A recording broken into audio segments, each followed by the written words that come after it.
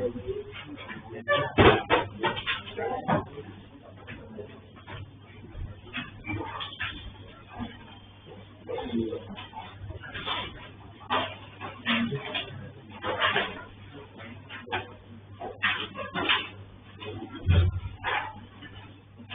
1 to 10 में पहले कोई डाउट हो तो बताओ।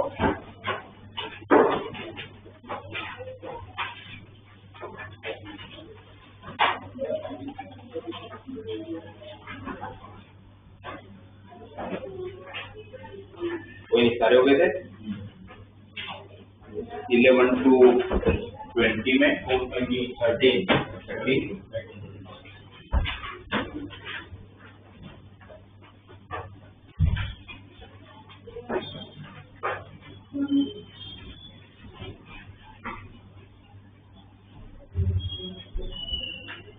देखो ना उसमें क्या दिया, अगर आप क्वेश्चन देखेंगे तो आप ही लोग बताओ। आप लोगों को बोले कि the number of all possible values of n which are belongs to 1 to 3 up to the 100 which satisfy the condition 11 raised to n plus greater than 10 raised to n plus। आपको दिख रहा होगा इसमें तो बाइनोमियल लगाने का sense ही नहीं है, क्या लगाओगे इसमें? ऑलरेडी 10 raised to n है, 10 raised to n में तो क्या सॉल्व करना होता है? पावर बढ़ाएगा, जीरो ही तो बढ़ाना है। यहाँ और यहाँ बाइनोमियल यूज करते हैं, 9 raised to n की तरफ शिफ्ट कर लेते हैं। 11 raised to n minus 9 raised to n हमें पता करना है कब greater than 10 raised to n होगा। 11 को आप क्या लिख सकते हो? 10 plus 1 9 को क्या लिखोगे? इसका एक्सपांशन में कितने टर्म्स होंगे? इसके भी एक्सपांशन में कितने टर्म्स होंगे? उसमें से आधे टर्म तो कट हो जाएंगे। कौन सा टर्म कट होगा? फर्स्ट कट होगा, फर्स्ट कट होगा ना, फिर सेकंड बचेगा, थर्ड कट होगा, और जो भी बचेंगे और ट्वाइस बचेंगे, दो बार बचेंगे ना। तो पहला टर्म क्या बचेगा? जो बचेगा कौन सा बचेगा? सेकंड टर्म बचेगा। तो सेकंड टर्म मतलब कैसे लिखोगे? 10 raised to power minus 1 into 1 raised to something, तो 1 ही होगा, सही है। उसके बाद कौन सा टर्म बचेगा? NC3 10 का पावर n minus 3, राइट। और ऐसे ही सबसे सेकंड लास्ट टर्म, ये लास्ट टर्म कौन सा बचा होगा? NCO सबसे लास्ट टर्म कौन सा होगा? NCN into 10 raised to n। अब वो कटेगा कि नहीं कटेगा वो तो डिपेंड करेगा कि पावर कैसा है, क्योंकि आपके पास टोटल कितना टर्म आने वाले हैं? इसमें टोटल कितने टर्म्स होंगे? T1 plus T2 plus T3 up to the T of n plus 1 minus T1 minus T2 plus T3 minus T4 चलता रहेगा। अब वो लास्ट वाला टर्म प्लस होगा कि माइनस होगा, किस पे डिपेंड होगा? पावर। पावर इवन होगा तो प्लस होगा, पावर ओड होगा तो माइनस होगा। तो लास्ट वाला टर्म प्लस होगा कि माइनस होगा नहीं पता अपने को, तो अगर प्लस होगा तो कट जाएगा, माइनस होगा तो बच जाएगा, सही है। तो लास्ट वाला टर्म एग्जैक्टली क्या होगा वो हमें नहीं पता है, बट हमें ये पता है जरूर कि भाई जो टर्म बचेंगे वो इस तरह से कुछ चलता होगा। क्लियर? जब आप रिड्यूस करते जाओगे तो एक टाइम जब आएगा NC of n minus 2, या आपको क्या चाहिए? 10 raised to n से बड़ा ही चाहिए ना। देखो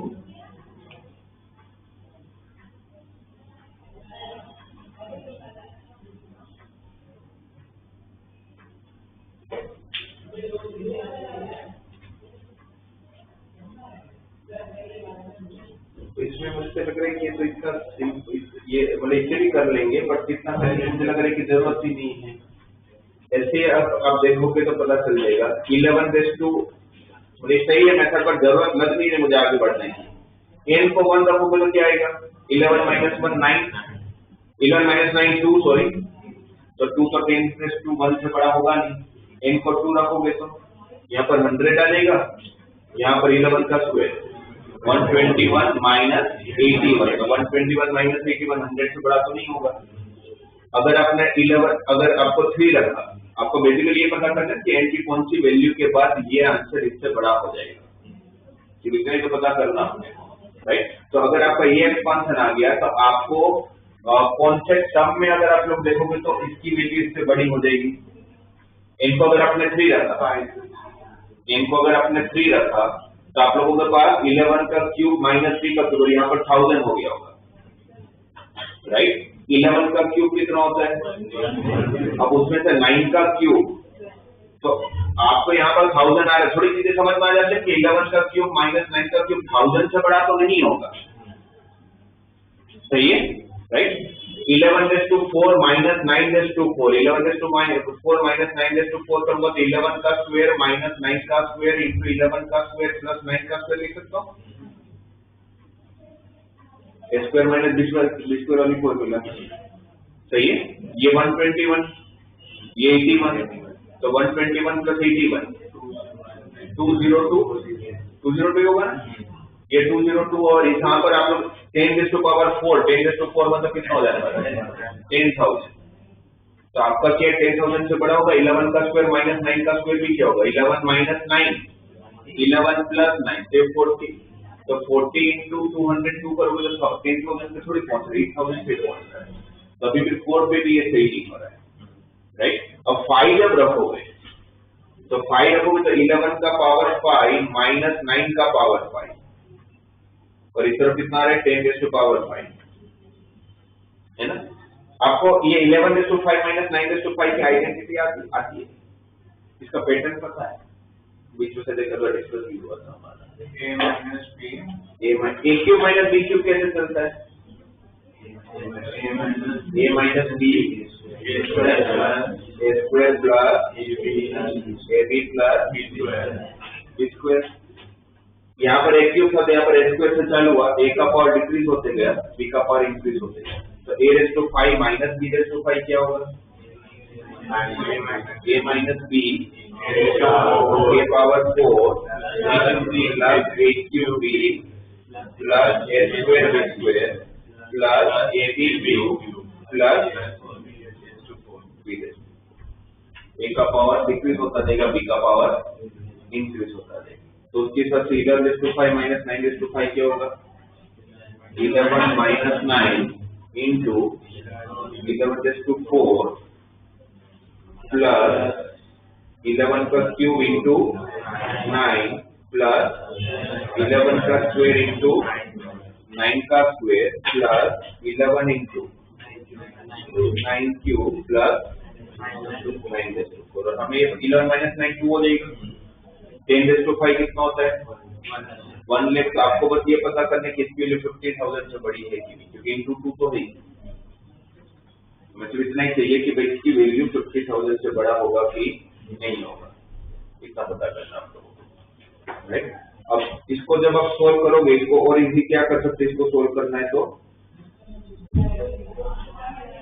जैसे 2 का पेयर अगर लेते जाए तो इसमें से क्या कॉमन 11 का क्यूब, क्या बचेगा अंदर 11 प्लस 9, क्योंकि वहां पर कैलकुलेटर नहीं है हमारे पास, ये सोच के चलना अपने को कैसे इजी कैलकुलेशन कर सकते हैं, देखते जाना है आपको। 11 का क्यूब कॉमन है, 11 का क्यूब कितना होता है 1331, इतना तो आता है अपने को, बाकी बचे 11 प्लस 9 20, तो 1331 इंटू 20 का कर ही लोगे 266 20 26,623 हो गया। आपको 50,000 से ऊपर एक ही नो देखना है, राइट। 11 का स्क्वायर इंटू 9 का स्क्वायर, और 11 का स्क्वायर इंटू 9 का स्क्वायर, तो ये देखा जाए तो 99 का स्क्वायर हो गया, है ना। ये 99 का स्क्वायर हो गया। 99 के स्क्वायर को आप 100 माइनस 1 का स्क्वायर लिख सकते हो।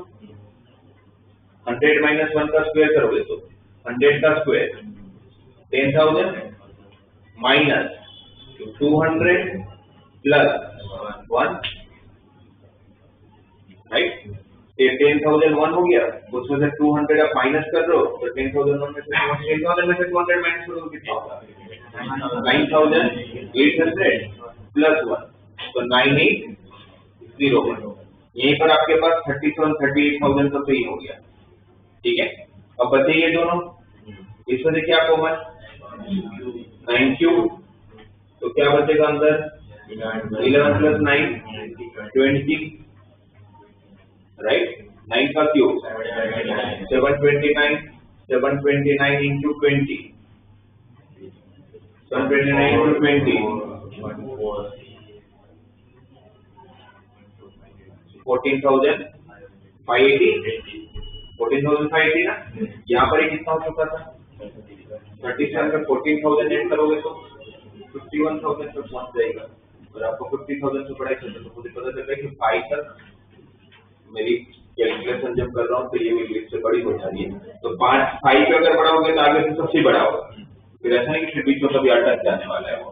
तो 5 के बाद सारी वैल्यूज के लिए बड़ा होगा, तो 5 से लेके कहाँ तक 100, 5 से लेके कहाँ तक 100। तो उसमें जब 1 to 100 में 100 कम से उसमें 1 2 3 4 हटा दो, तो बाकी जो बच्चे उसके लिए सबसे बड़े।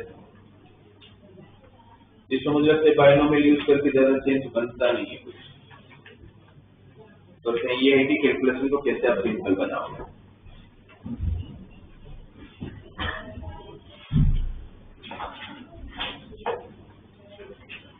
ये था कोई 15 तक में।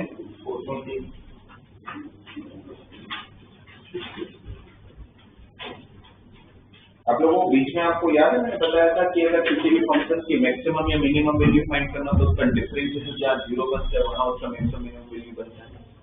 किसी भी फंक्शन की मैक्सिमम और मिनिमम वैल्यू कहाँ बनती है जहाँ पर उसका डिफरेंशिएशन 0 बनता है, राइट। इस क्वेश्चन में हमें क्या करना चाहिए, सबसे पहले बोले if the maximum value of the term independent of T. Independent of T के लिए आप सबसे पहले जनरल टर्म लोगे, है ना। तो जब जनरल टर्म लेंगे तो क्या करोगे आप, जैसे नॉर्मल आप जनरल टर्म लेते हो, है ना। तो आप अगर इसका जनरल टर्म लोगे तो टी जनरल टर्म तो लेना आएगा आप लोग को। क्या होगा इसका जनरल टर्म 15 और x क्या है टी स्क्वायर x टू 5 का पावर x टू 1/5 का पावर 15 माइनस r, और y क्या है आपका 1 minus x to power 1/10 upon t और उस पूरे का पावर r। तो यहाँ t रेज़ टू r कर लेते हैं, यहाँ पर t रेज़ टू r/10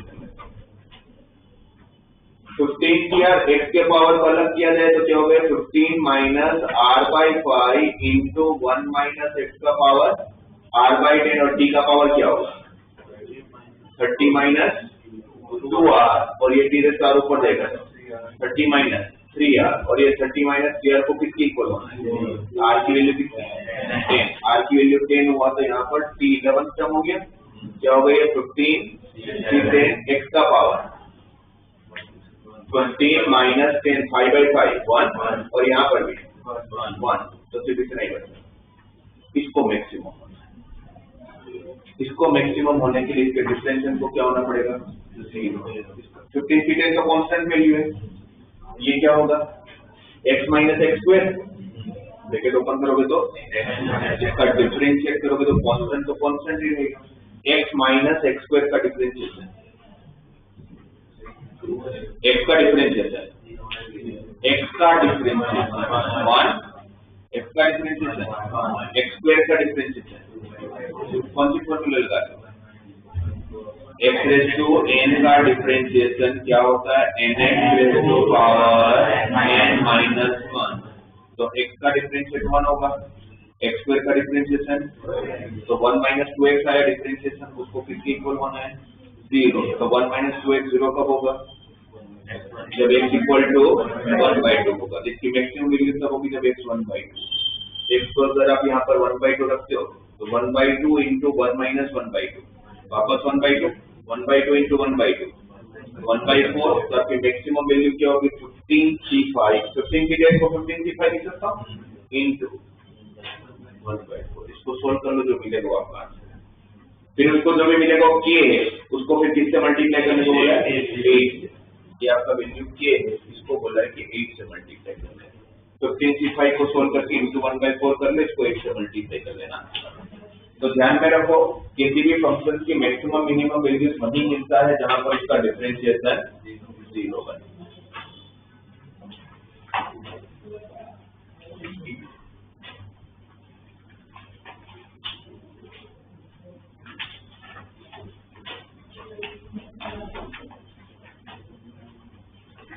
20 तक नोट करिएगा।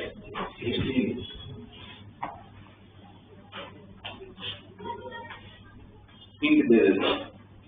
आप ऐसे क्वेश्चन में क्या करते हो, हमारी तकलीफ कौन है? Coefficient, right. आप कोएफिशिएंट तकलीफ है तो सबसे पहले हम क्या करते थे, सिग्मा का टर्म बनाते थे। सिग्मा के टर्म में आप इसको लिख पाओगे? C1 वाला जो टर्म है, फर्स्ट वाला टर्म, उसका कोएफिशिएंट क्या दिख रहा है आपको? 1 into 1, मतलब वो दो टर्म इसलिए 1 into 1। फिर दूसरे में 3 into 2, उसके बाद तो सबका फर्स्ट टर्म लोगों तो क्या आएगा? 1 3 5, ऐसा चल रहा है। 135 का 135 कौन सी सीरीज है? एपी। 1,3,5 कौन सी सीरीज है? एपी। एपी का nth टर्म लास्ट क्लास में डिस्कस करे थे, आप लोगों को बताइए एपी का nth टर्म। अब मुझे बताओ 135 अगर आपकी सीरीज है तो उसका nth टर्म क्या होगा? 135 अगर आपकी सीरीज है तो उसका nth टर्म क्या होगा?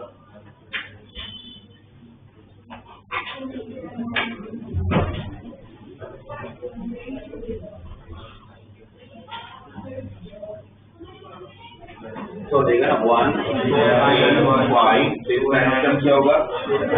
2n माइनस या 2r माइनस 1। और इसका सेकंड जो टर्म था वो ऐसा था 1 2 3 है ना, फर्स्ट में 1 फिर 2 फिर 3 ऐसे चल रहा है। तो पूरे का सिग्मा क्या बन गया? पूरा का सिग्मा के टर्म में लिखता हूँ तो r into 2r minus 1 into nc of, अच्छा 10 टर्म से तो into 10c of 1, 10c of r। r की वैल्यू 1 से चालू हो रही है, 10 तक जा रही है। अब देखो इसमें r की जगह पर 1 रखो, क्या आएगा?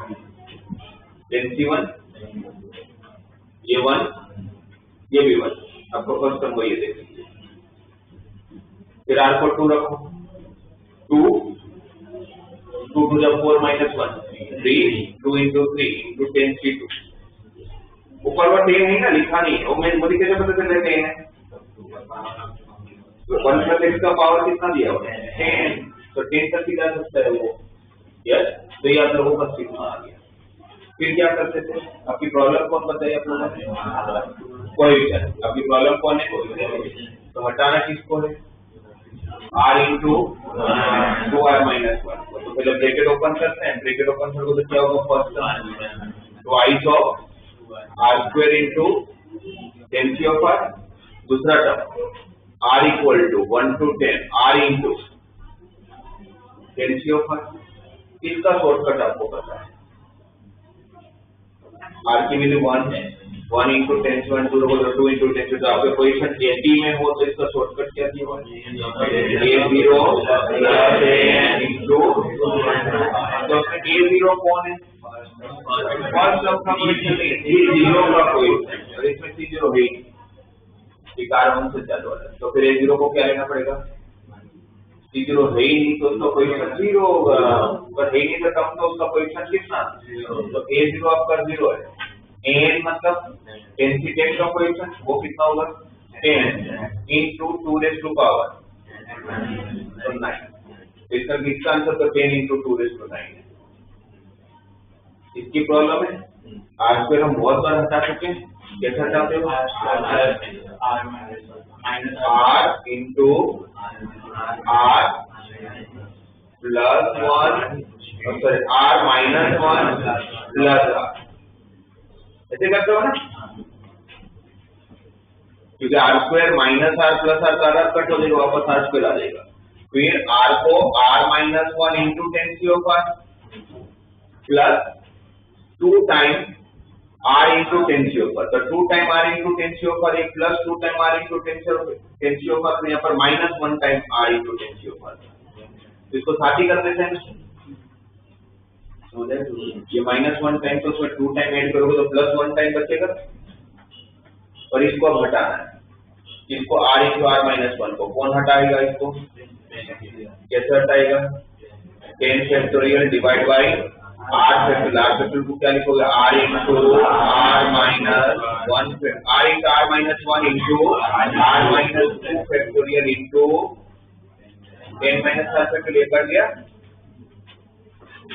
नीचे दो टर्म रिड्यूस किया तो ऊपर भी, तो 10 फैक्टोरियल को क्या लिखोगे?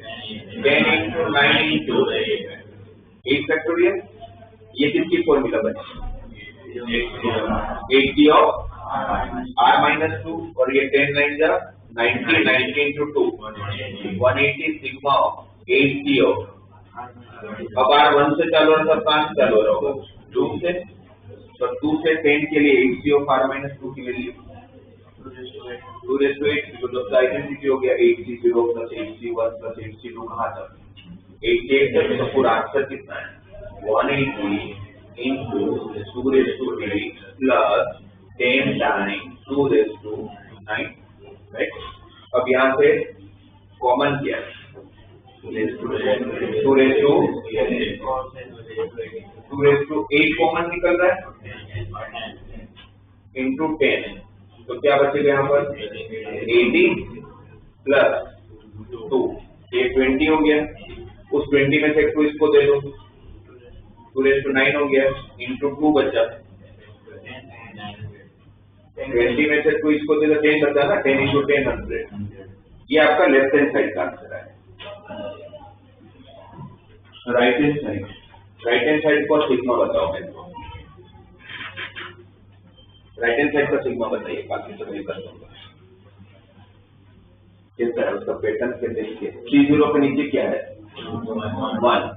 C1 के नीचे क्या है? C2 के नीचे क्या है? तो CR के नीचे क्या होगा? R plus 1। तो सिग्मा ऑफ क्या हो गया? CR अपॉन मतलब 10C of R upon R plus 1। R कहाँ से चालू हो रहा है? 0 से कहाँ तक जा रहा है? 10। 0 से चालू कहाँ तक गया? 10। ये ठीक है। इसमें किसको हटाना है? 1 अपॉन कोएफिशिएंट पे हटाना होता है, पर वो डिवीजन में तो कैंसिल तो नहीं होगा, कैंसिल होने के लिए मल्टीप्लाई होना चाहिए। तो फिर अगर आप फॉर्मूला लगाते हैं यहाँ पर sigma of r equal to 0 to 10, what is formula of 10c of r? 10 factorial divided by r factorial into 10 minus r factorial into r plus 1। What is r plus 1 into r factorial? r plus 1 factorial। वो r plus 1 factorial वो। अब यहाँ पर r plus 1 factorial तो एक reject हम increase किया आपने, नंबर बेस हम इंक्रीज करना पड़ेगा। एक factorial की जगह पर क्या चाहिए? तो उसके लिए क्या करोगे? ये करना पड़ेगा। तो अब क्या हो गया? ऊपर 11 factorial, नीचे r plus 1 factorial into 10 minus r factorial। इसकी formula 11c of r plus 1, correct. और r चालू कहाँ से होगा? 0 से 10। अब इसका आंसर क्या आएगा? 2 raised to 11 minus 1। 11 नहीं होगा, 0 नहीं होगा, क्योंकि अगर r को 0 को तो 1 से चालू हो रहा है, चालू होना चाहिए तो उसको 11c 0 से। इसका आंसर आया 2 raised to 11 minus 1 और ऑलरेडी बाहर 11 है। यहाँ तो दोनों में एक ही काम किया मैंने, कोएफिशिएंट को हटाया। अब वापस क्वेश्चन में आओगे तो आपका लेफ्ट हैंड साइड दिया था, लेफ्ट हैंड साइड का आंसर आया 2 raised to 9 into 100। Right hand side में क्या दिया हुआ है? Alpha into 2 raised to 11 divided by 2 raised to beta minus 1 into भी आंसर आया 2 raised to 11 minus 1 upon 11, है ना? ये और अगर ये सेम है तो पक्की बात है कि इसको तो हटना पड़ेगा, कैंसिल होना पड़ेगा। तो ये कैंसिल होने के लिए बीटा को क्या होना पड़ेगा? 11 ही होना पड़ेगा। बीटा के पास कोई ही नहीं, बीटा को क्या होना पड़ता होगा? जैसे ही बीटा 11 हुआ तो ये और ये कैंसिल हुआ, राइट। और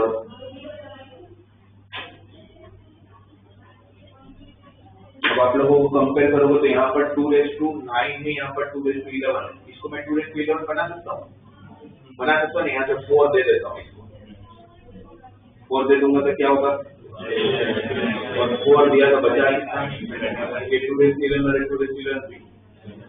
कैंसर इंटरेस्ट क्या बचा 25, यहाँ पर डिवाइड में क्या बचा था, आपको अल्फा की वैल्यू ढूंढनी थी तो उसको क्रॉस मल्टीप्लाई करूंगा, इनको क्रॉस मल्टीप्लाई करूंगा 25 to 11 275 इसका आंसर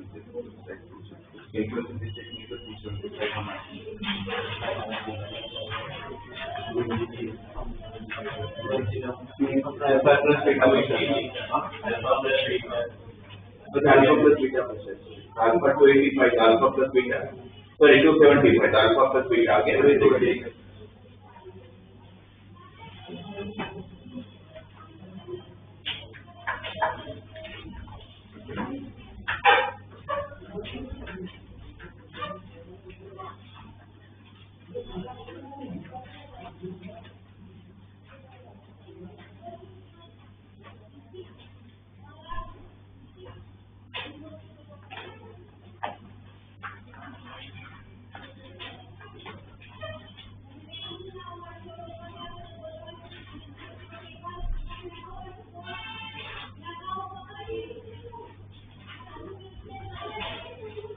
तो 17 तो आ गया होगा मेरे से,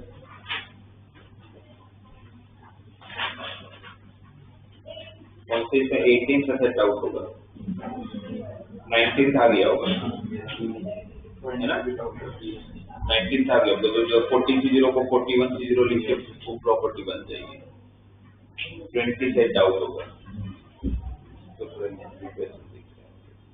18 20 को छोड़ के कोई बाकी हो गया।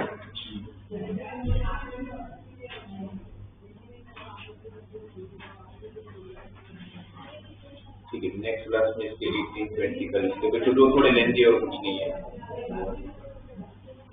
नेक्स्ट क्लास में डिस्कस करेंगे और आगे 21 से लेके फिर 40 तक।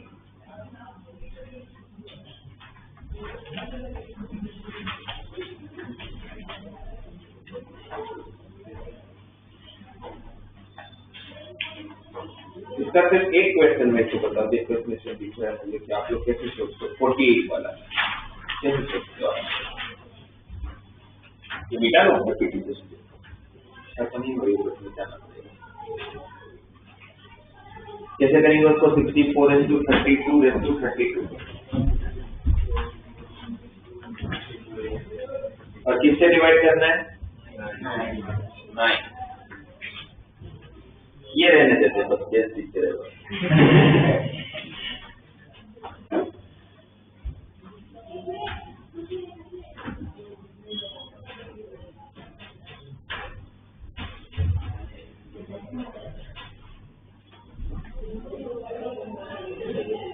किससे डिवाइड करना है 9 को, क्या लग रहा है हमेशा से नोट पेन की जरूरत नहीं, 24 को 63 प्लस 1 किससे डिवाइड करना है, तो क्या करते थे अपने बेस में 9 या 9 का मल्टीपल लाते थे, तो 64 को क्या लिख सकते हैं, अच्छा 63 प्लस 1 को अगर आप 9 से डिवाइड करते तो रिमाइंडर क्या बचेगा, फिर 1 का पावर तो कुछ भी हो क्या फर्क पड़ता है 1 ही बचेगा, रिमाइंडर 1 से 1 बच्चों 32 को देख के टेंशन लेते रहते हैं, बट वो टेंशन ही नहीं है आपको, नीचे रिमाइंडर जब 1 आएगा तो फिर ऊपर कुछ भी हो पावर क्या फर्क पड़ता है, ठीक है ना।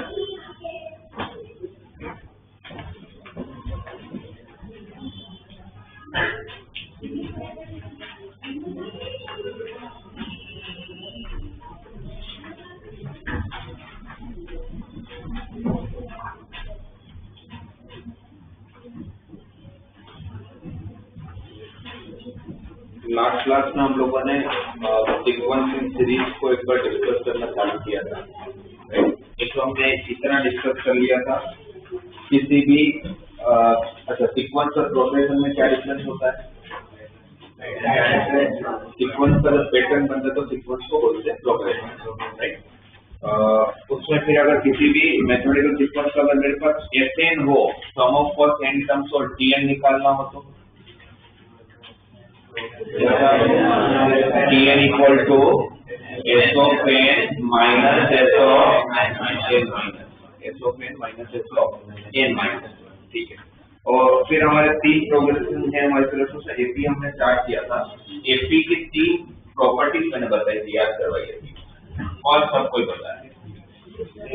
डिफरेंस सेम होना चाहिए, एपी बोलते हैं। फिर सेकंड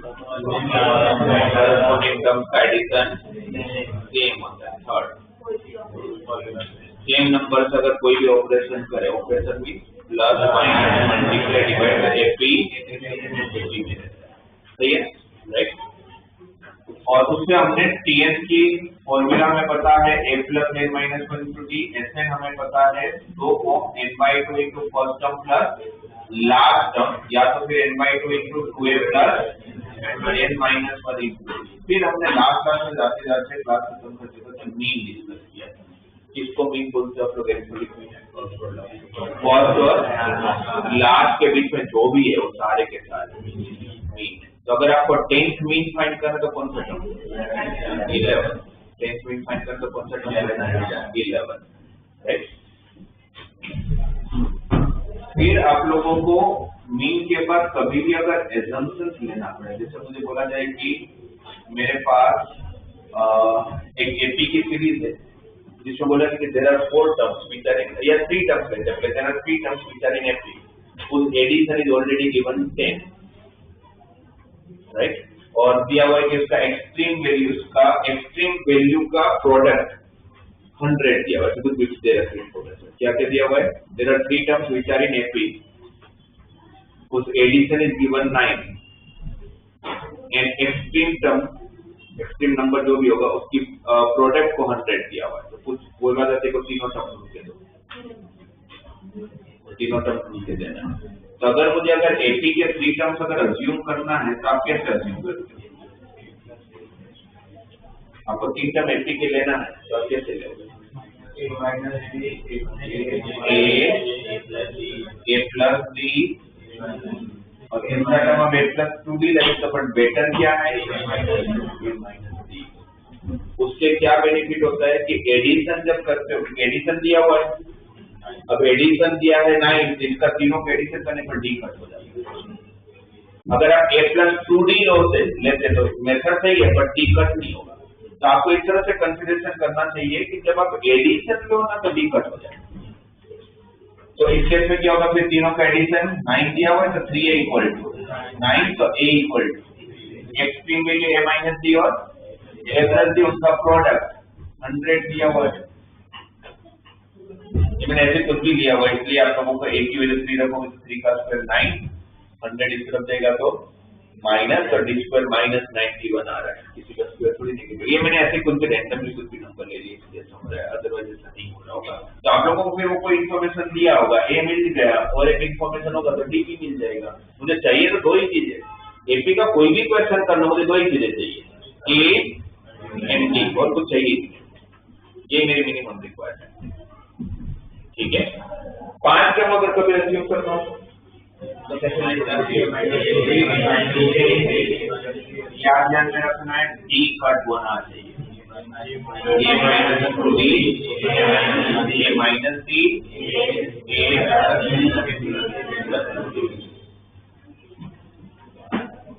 राइट। कभी इवन टर्म्स कंसीडर करना, ए माइनस डी, ए माइनस डी, अब देखो 4 टर्म कंसीडर करना, और हमें क्या देखना है कि डी कट हो जाए। तो अगर मैं ये सोचूं कि a minus D, a plus D, a plus 2d और a माइनस 2d, अगर इसका एडिशन करोगे तो डी कट हो रहा है। और प्रॉब्लम है कि एपी नहीं है, तो एपी नहीं है, इसके बीच का डिफरेंस कितना है? इसके बीच का difference a plus D minus of a minus D, तो 2d का डिफरेंस हो जाएगा ना। आगे भी तो डिफरेंस 2d का ही होना चाहिए। फिर आप a प्लस डी को a प्लस 2d थोड़ी ले पाओगे, आपको फिर क्या लेना पड़ेगा? a प्लस 3d लेना पड़ेगा। इट मीन्स कि जब आप लोग ऑड नंबर ऑफ टर्म्स लेते हो तो डिफरेंस d का ही रखेंगे, but even number of terms लेते हो तो डिफरेंस 2d का रखेंगे, जिससे आप लोगों को एडिशन करने पर d कट हो जाए। पर ये असम्पशन का बेनिफिट सिर्फ तभी है जब आपको सम दिया जाए। तो मुझे पता हो कि इन सबका सम 20, 30 कुछ भी दिया हो तो फायदा है, अगर नहीं दिया है तो फिर ये लेने का मतलब नहीं। पर मोस्ट ऑफ क्वेश्चन में फिर वो देते हैं आप लोगों को, तो इस तरह से असम्पशन लोगे तो आपका काम ही देगा। 6 टर्म्स लेने होगा तो कैसे लेते हैं? -5d ये 4 को ही उस तरफ क्या बनेगा, ठीक है। कोई भी प्रोग्रेशन में 4 ही कंसेप्ट होते हैं। 5वां कंसेप्ट देखिए, कौन कौन से 4 कंसेप्ट।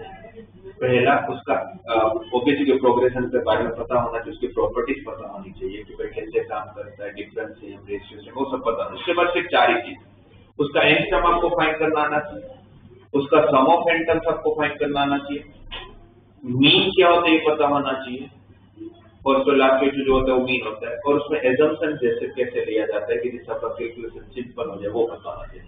और 5वां कंसेप्ट आपको सिर्फ 4 कंसेप्ट लगाना है हर क्वेश्चन, बस वो लगाना आना चाहिए, राइट।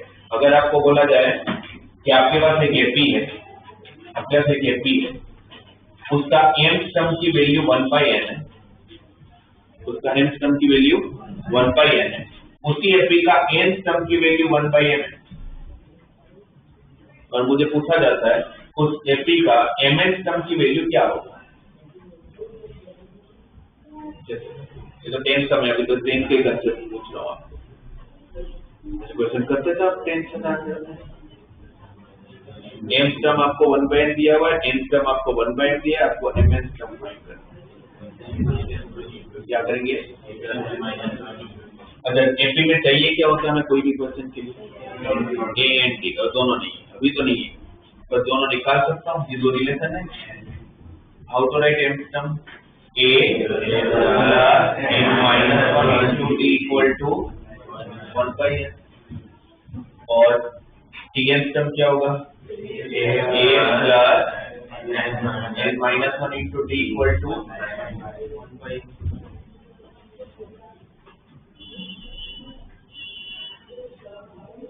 करेक्ट। दोनों को अगर सब्ट्रैक्ट कर लिया जाए तो ए और ए कट, यहाँ से क्या होगा, डी क्या रहेगा अंदर, m -1 माइनस n प्लस 1, तो m माइनस n बाकी रह जाएगा सामने, 1/n माइनस 1/n, एलसीएम लेंगे, एलसीएम लोगे तो m minus n upon mn, दोनों तरफ से m माइनस n और m माइनस n कैंसिल, तो d कितना है, d आया,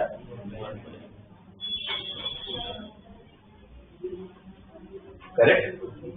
अब ये जो d की वैल्यू किसी भी एक रिलेशन में पुट करिए, अगर फर्स्ट रिलेशन में पुट करते हैं तो क्या होगा, a plus m minus 1 d की जगह पर 1/mn equal to 1/n, bracket open करोगे तो m और mn कट, क्या बचा, फिर minus 1/mn equal to 1/n, तो 1/n और 1/n भी कट है, तो a कितना है, 1/n, a आया 1/mn, d भी कितना है 1/mn, a और d दोनों 1/mn है, a और d अगर दोनों ही 1/mn है, आपको ढूंढना क्या था, mn sum, what is the formula of mn sum, a plus mn minus 1 into d, a कितना है 1/mn plus mn minus 1, d कितना है, ब्रैकेट ओपन करने वाले हो, 1/mn प्लस mn/mn तो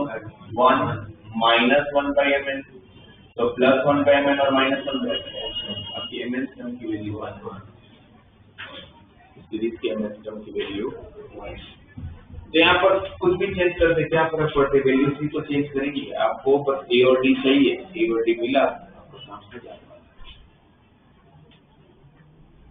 राइट। आप लोगों को सीक्वेंस में इसका मॉड्यूल भी निकालना है, उसको निकालो, उसका डिफिकल्ट वन निकालिए।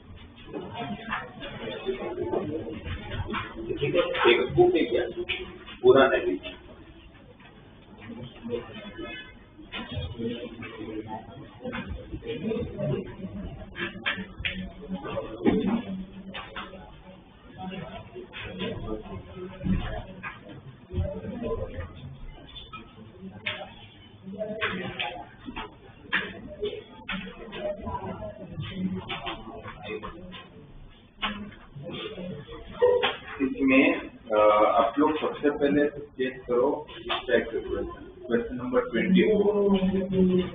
क्वेश्चन नंबर 24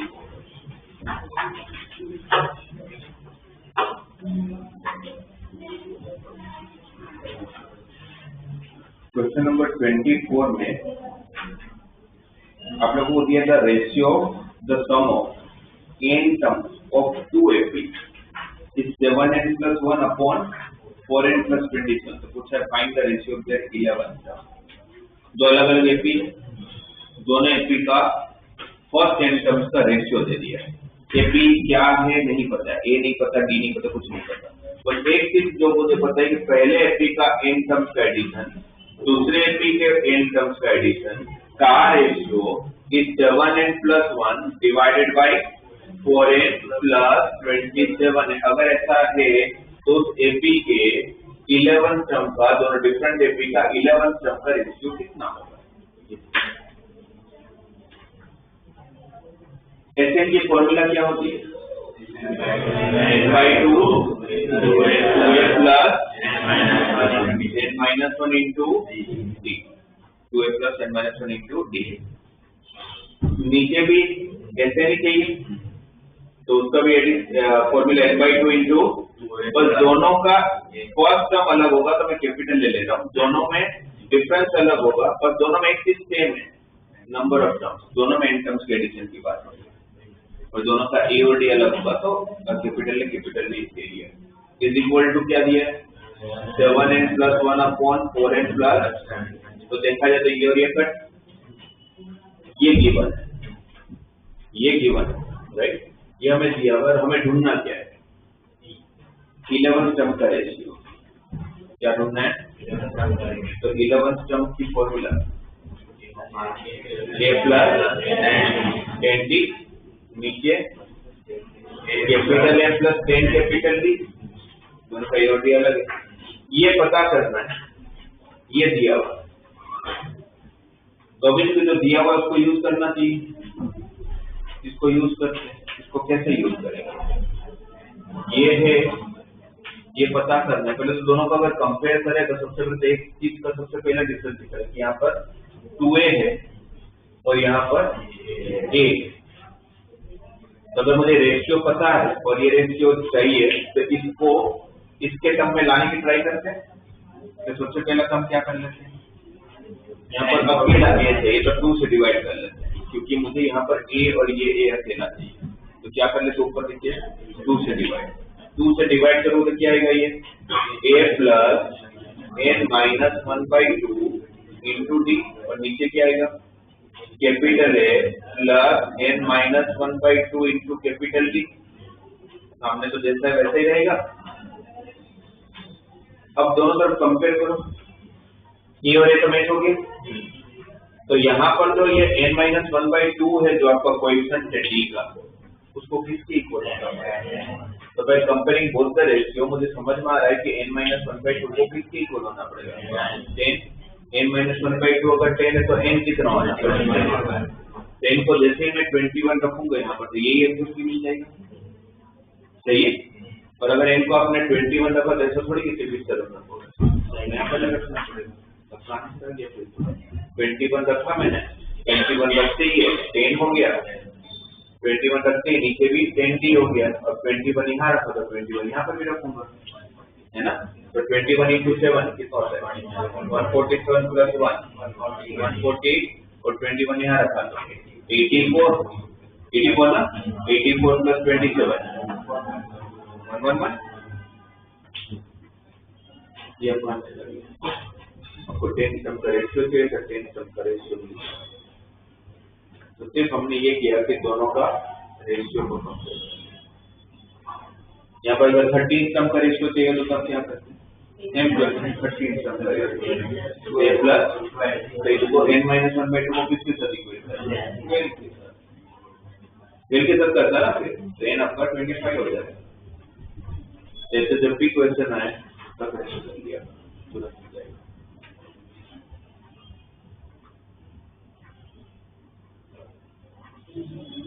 उसके नीचे वाला क्वेश्चन 25।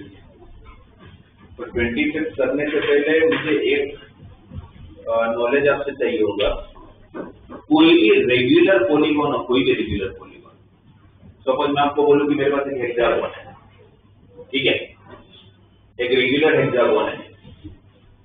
अब इस रेगुलर हेक्सागोन का ये जो इंटीरियर एंगल होता है ये कितना होगा, कैसे पता चलेगा? एक फॉर्मूला होता है, कंसेप्ट होता है, किसी भी पॉलीगॉन का इंटीरियर एंगल कैसे निकालते हैं।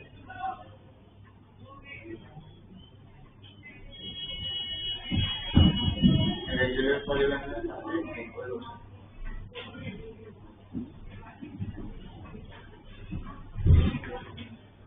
किसी भी रेगुलर पॉलीगॉन का ईच इंटीरियर मतलब एंगल तो सारे सेम होंगे क्योंकि रेगुलर है तो सारे लेंथ सेम है, साइड के तो एंगल भी सेम है, बट कितना?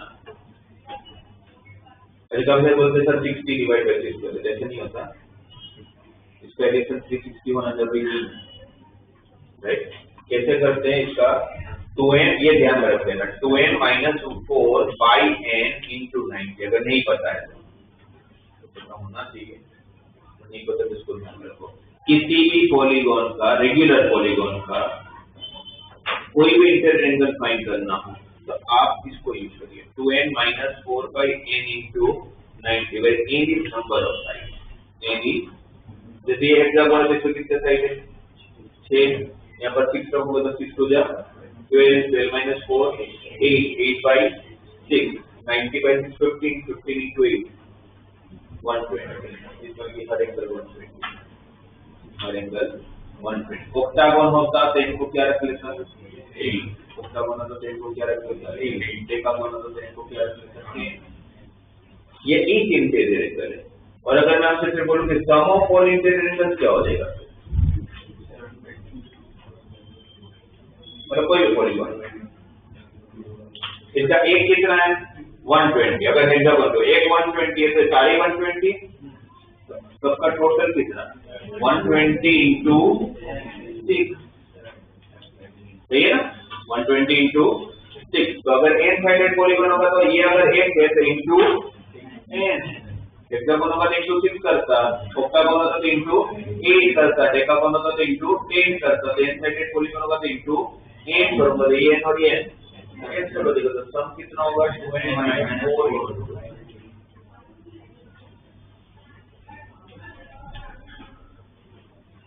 ठीक है, ये नहीं, अगर आप लोगों को ध्यान है तो इसको ध्यान में रखो, इसको जरूरत नहीं पड़ने वाली है, तो बेसिक कंसेप्ट तो पता हो मेरे को।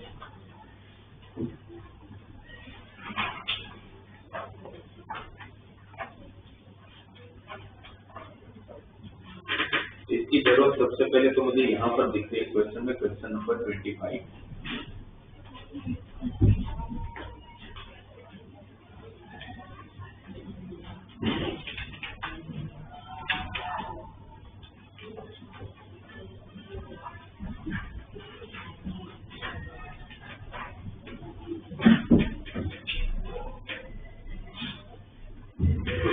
क्वेश्चन आप पढ़ते हो तो आप लोगों को बोला गया 26 क्वेश्चन में क्या दिया? देखो, the difference between any two consecutive interior angle of A polygon is 5 degree. Polygon है, क्या साइड का नहीं पता, बट ये पता है कि हर इंटीरियर एंगल के बीच का डिफरेंस कितना है?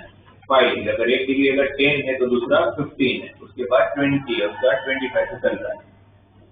If the smallest angle is 120 degree, find the number of the sides of the polygon. तो पूछा गया कि उस पॉलीगॉन के नंबर ऑफ साइड्स कितने होंगे। सबसे लोवेस्ट एंगल क्या दिया है? 120। सबसे लोवेस्ट एंगल 120 है तो उसके बाद कितना होगा? उसके बाद कितना होगा? 130 से चलता रहेगा, 120, 125, 130 से चलता रहेगा। सपोज एन साइडेड पॉलीगॉन, तो ये एंगल कितने तक जाएगा? एन तक तक जाएगा। एन साइड है तो एन के एंगल होंगे, और वो मुझे पता करना है, वो कैसे पता? तो अब मुझे ये पता है कि कोई भी पॉलीगॉन का इंटीरियर एंगल का एडिशन तो इतना ही होता है। अरे बाय डिफॉल्ट जब पॉलीगॉन बोले तो रेगुलर ही होता है, अगर कुछ मेंशन नहीं है तो कौन सा पॉलीगॉन होगा? तो ये चीज मुझे एक चीज पता है कि सारे एंगल का एडिशन इतना होता है एन साइडेड पॉलीगॉन का। अगर एन साइडेड पॉलीगॉन का अगर एंगल इतना होता है तो फिर तो ये मतलब हो गया कि 120 प्लस 125 प्लस 130 ऐसे एन टर्म्स का अगर मैं एडिशन करूंगा तो मेरा आंसर 2n - 4 × 90 के इक्वल आना चाहिए फिर तो, क्योंकि सब इसी के इक्वल होता है। और ये सीरीज कैसी है, ये पी और ये पी के एडिशन की फॉर्मूला आती है हम लोगों को। क्या होगा n/2 2a तो 2 × 120 240 plus n - 1 and difference is 5 equal to 2n - 4 into 9।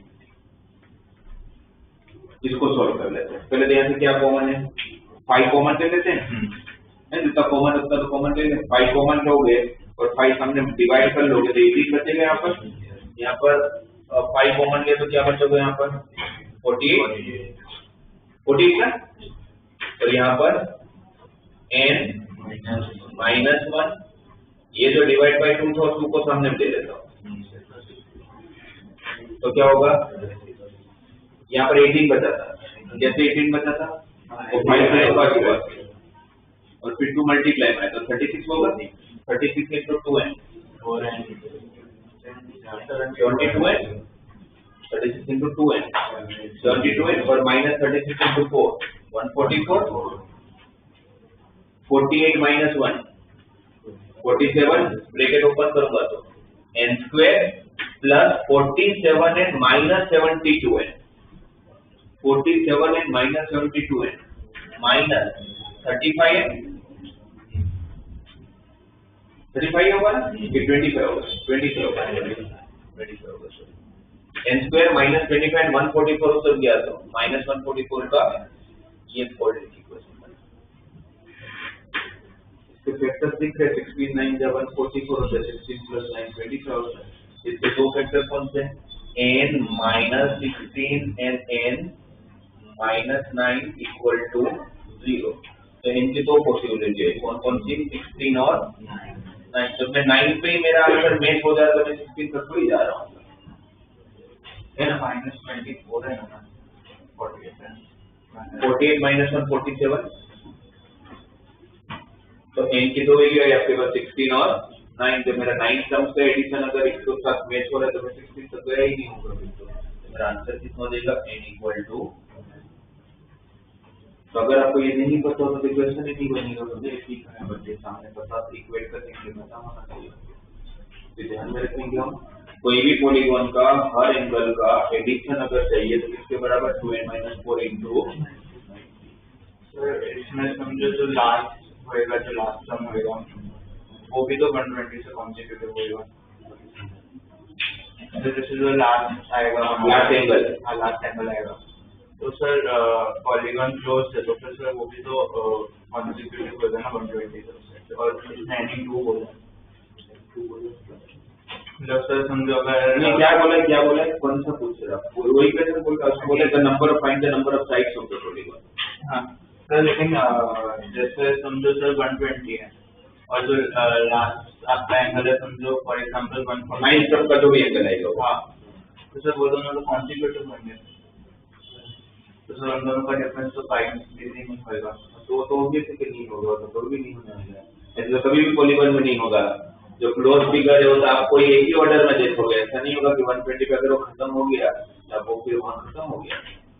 ऐसे तो कभी भी एक सीरीज तो नहीं बन सकती, कैसे बन सकती, जब सोच रहा सही है बट उसमें फिर आपको वहां अटक जाना है ना, वरना तो कभी भी ऐसे नहीं बनने देगा वो, कि कभी ना कभी तो फर्स्ट और लास्ट का डिफरेंस बहुत बड़ा हो जाता होगा।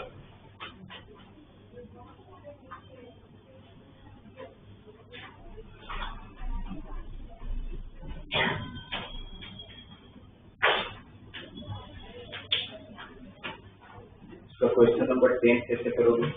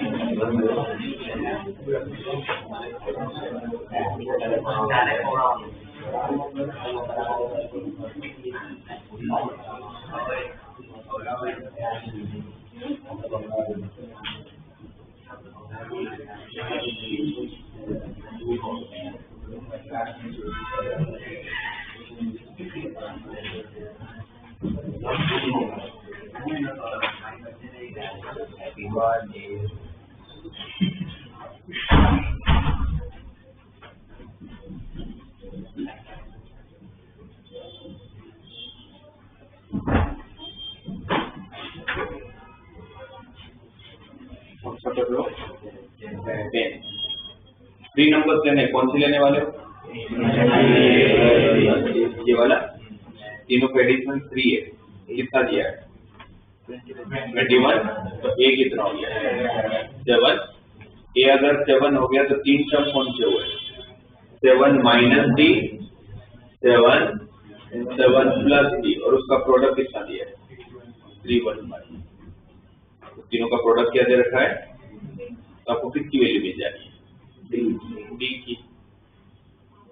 कितना है देखो डी? 2।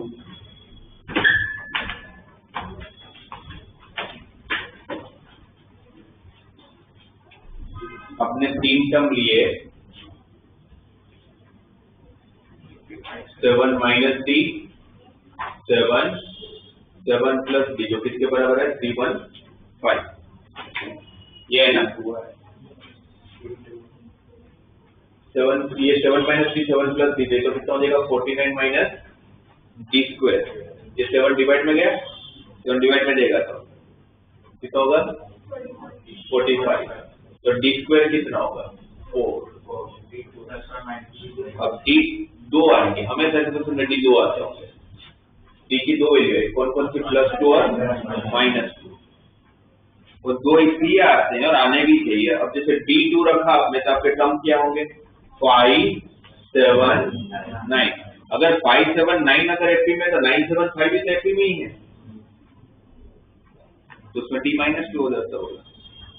जब मैं बोलूं 5 और 9 एपी में तो उसका उल्टा भी तो एपी होगा, इसीलिए डी की 2 वैल्यू मिल गई।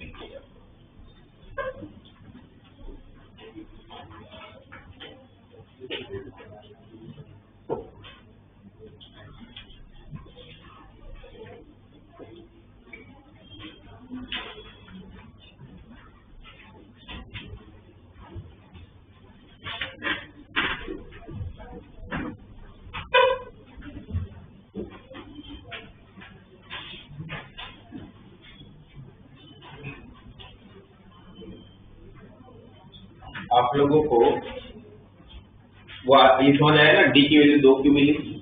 क्योंकि सीरीज को उल्टा भी कर लोगे तो एपी एपी रहने वाला है। आप लोगों को एक ऐसा क्वेश्चन दिया, क्वेश्चन मैं बता रहा हूँ आप लोगों को। बोले बिटवीन 1 and 31, बोले between 1 and 31 m numbers have been inserted between 1 and 31। कितने नंबर इंसर्ट करने को बोले? m numbers have been inserted such a way that the sequence is in AP। Between 1 and 31, m numbers have been inserted in such a way that the resulting sequence is in AP। ये पूरी series कैसी है? AP है। और फिर बोला गया कि the ratio of the seventh number and m-1th number is equal to 5/9। तो पूछा find the value of m। पूछा गया कि m की वैल्यू क्या है। इनडायरेक्टली जब 1 और 31 के बीच में अगर आपने कुछ इंसर्ट किया तो वो सब क्या है आपके? मीन। वो सब क्या है आपके? मीन है। जो भी आप इंसर्ट कर रहे हो m नंबर वो सारे के सारे मीन। तो इनडायरेक्टली क्वेश्चन ऐसा हो गया कि भाई 7th मीन और m-1th मीन का रेशियो 5/9 है। 7th मीन और m-1th मीन का रेशियो कितना है? 5/9। तो हमें पूछ लिया गया है कि m की वैल्यू क्या हो। तो अगर आपको 7th मीन फाइंड करना है तो टर्म नंबर कौन सा? 8। टर्म नंबर कौन सा? 8 टर्म को कैसे लिखोगे? ए कितना है इसका, फर्स्ट टर्म तो 1 दिया ही हुआ, एक टर्म मतलब 1 प्लस 70, एक टर्म मतलब 1 प्लस 70, और फिर उसके बाद m minus 1 mean, m minus 1 mean मतलब कौन सा टर्म, m टर्म। और अगर इसको अगर आप ऐसे सोचो, 1 आपका फर्स्ट नंबर था, फिर पहला में, फिर दूसरा में, फिर थर्ड में, वैसे mth में, और फिर 31 है, ऐसे है ना। ये mth मीन के पहले का नंबर कौन होगा, m माइनस 1, सीधी बात, उसके पहले कौन होगा, m माइनस 1। अगर मैं उल्टा सोचूं, अगर उल्टा देखो तो 31 के पहले 1 के बाद के टर्म को आप क्या लिखते हो, 1 प्लस 3, मतलब T1 को क्या लिखोगे, तो उसके बाद उल्टा चालू करोगे तो 31 के पहले 31 माइनस 3, 31 माइनस 3 के पहले। मुझे तो ये पता चल रहा है कि m माइनस 1 मीन जो होगा उसको मैं डायरेक्टली 31 माइनस 2d लिख सकता हूँ, तो मेरा एक ही अंतर में काम हो जाता है, सही है। और ये रेशियो कितना है, 5/, क्रॉस मल्टीप्लाई करता हूँ, 9 plus 63d equal to 155 minus 10d, 10d इस तरफ आया तो 73d इक्वल टू 146, और d इक्वल टू d कितना आ गया, 2। अब d2 आ गया, d2 है a1, आपको क्वेश्चन में ढूंढना क्या था, m की वैल्यू। इस पूरी सीरीज में टोटल कितने टर्म्स, m प्लस 2, भाई इसके बीच में अगर m नंबर इंसर्ट किया और 2 1 और 31 तो पूरे सीरीज में टोटल टर्म्स कितने हैं, और m प्लस 2 टर्म की वैल्यू कितनी, अगर सीरीज में m प्लस 2 टर्म्स है तो m प्लस 2 टर्म की वैल्यू कितनी है, 31। वो तो जब यूज आना चाहिए करते हैं उसको। और m प्लस 2 टर्म की वैल्यू को कैसे लिखोगे, मतलब फॉर्मूला के हिसाब से, a plus m plus 2 minus 1 into d, d2 आया, सीरीज में m प्लस 2 टर्म से और m प्लस 2 टर्म की वैल्यू कितनी है, 31, राइट। आपको कोई बोले कि 1 और 31 के बीच में आपने 10 मीन्स इंसर्ट किए तो टोटल टर्म्स कितने होंगे, 12, राइट। अब इसको सोल्व करें तो 1 उत्तर हो जाएगा, 31 माइनस 1 30 बाई 2 करूंगा, 15 इक्वल टू m प्लस 1 का m इक्वल टू 14।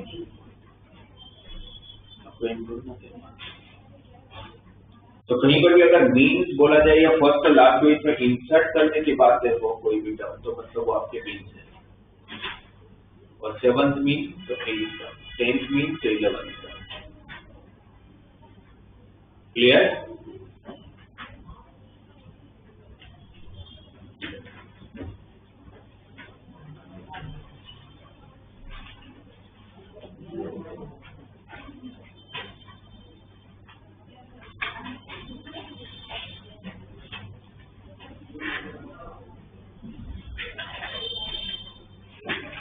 एक बार फिर इसका 6 स्टेप करो, कैसे करोगे।